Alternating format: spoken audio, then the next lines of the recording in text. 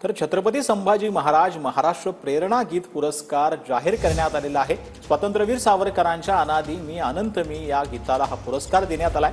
पुरस्कार जाहीर झाल्यानंतर उपमुख्यमंत्री एकनाथ शिंदे यांनी ट्विट केलं।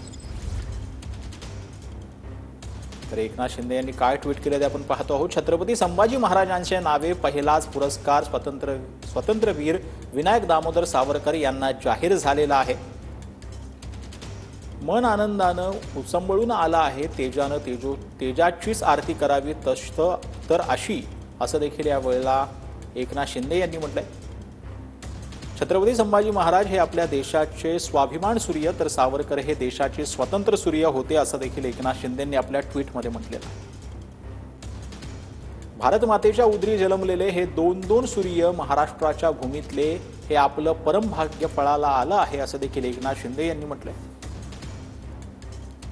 तर या घोषणेमुळे संपूर्ण महाराष्ट्र आणि प्रत्येक मराठी मन थरारून जाईल यात शंका नाही, असं देखील एकनाथ शिंदेंनी म्हटलं।